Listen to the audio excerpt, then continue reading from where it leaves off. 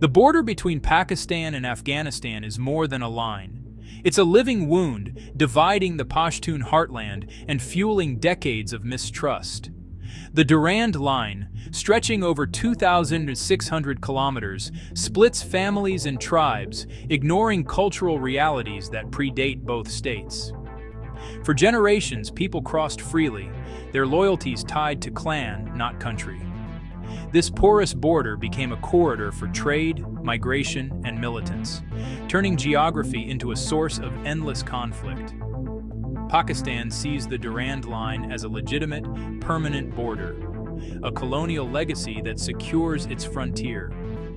Afghanistan, however, views it as an unjust imposition, never formally accepted by any Afghan government. This dispute isn't just diplomatic. It shapes policy and perpetuates hostility, making real cooperation nearly impossible. Millions of Pashtuns live in limbo, caught between two suspicious states. During conflict, the border becomes both battleground and sanctuary. Refugees flee one way, insurgents the other.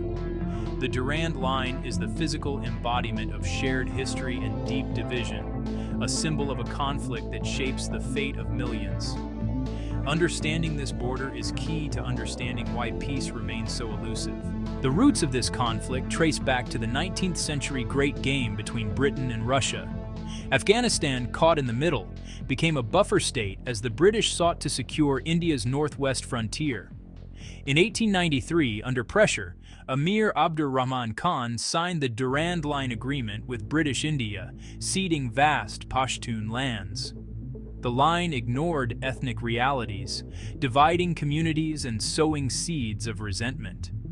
Afghan leaders have always contested its legitimacy, arguing it was a temporary, coerced arrangement.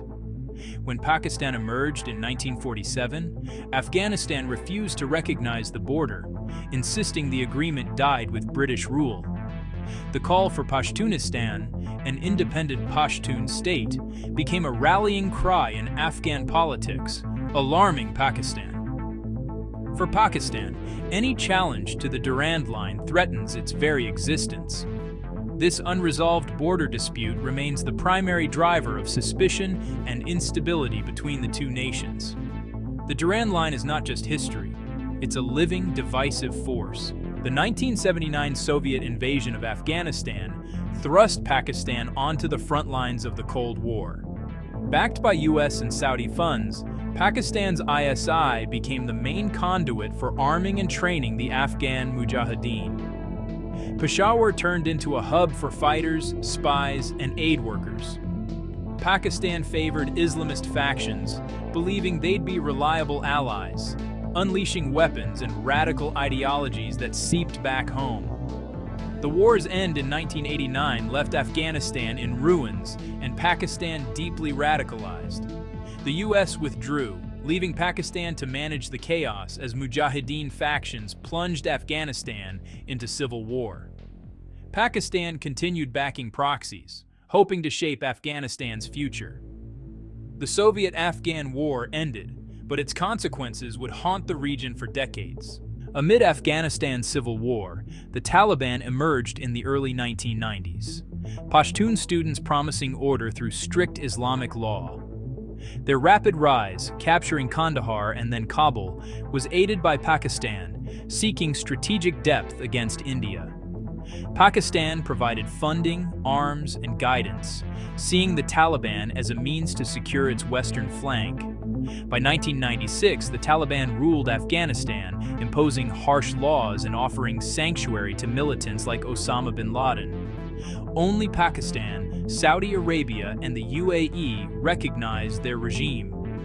For Pakistan, this seemed a strategic win, but it came at the cost of international isolation and association with extremism.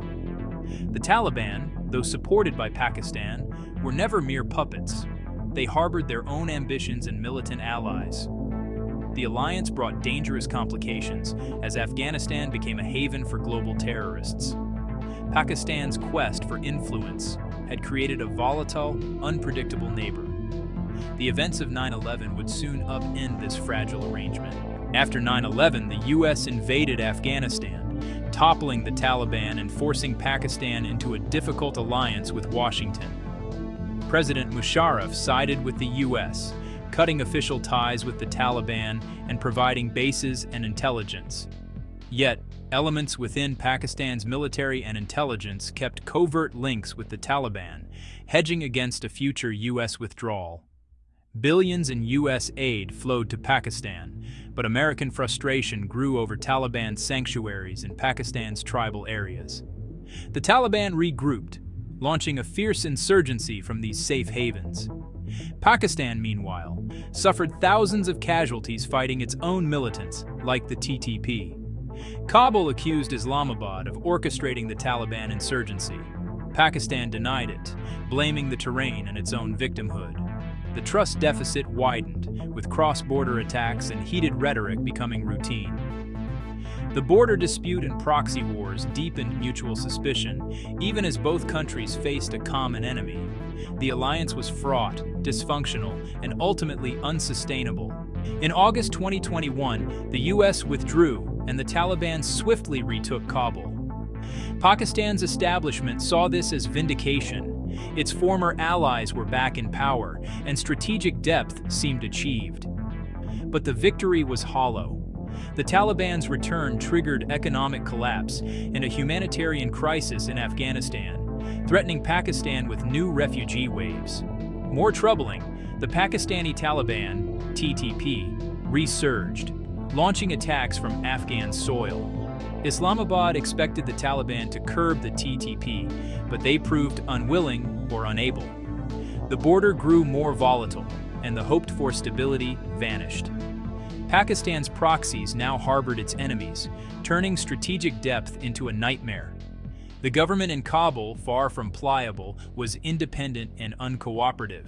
The conflict didn't end, it simply changed shape, leaving Pakistan with dangerous new challenges. Since the Taliban's return, Pakistan and Afghanistan have been locked in a cycle of blame over cross-border terrorism.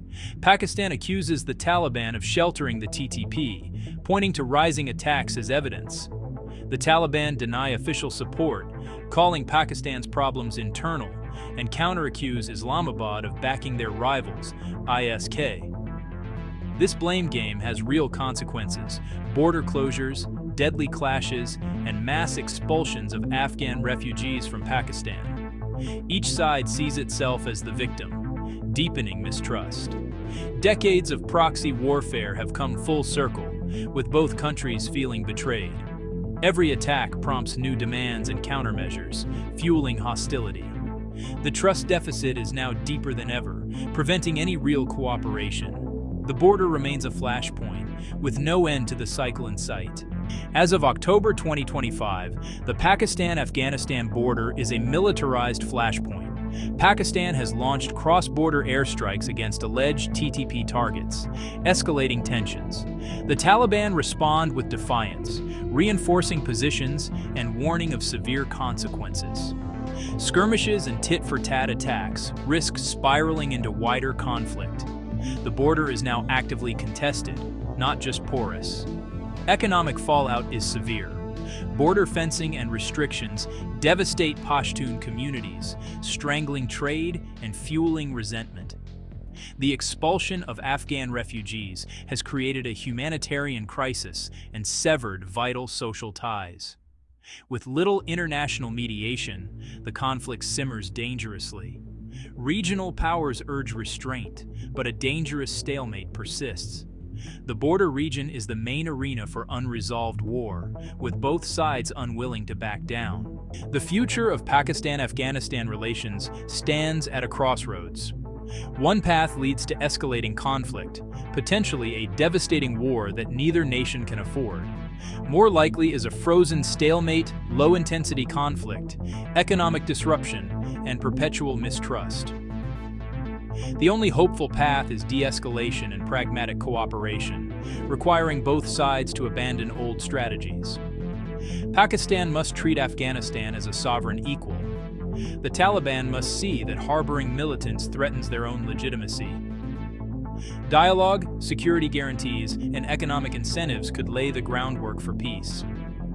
The choice lies with leaders in both capitals. Bold action is needed to break the cycle. The destinies of both nations are intertwined. Stability for one depends on the other. Only by transforming the border from a line of conflict into a bridge of cooperation can the war that never ended finally be brought to a close.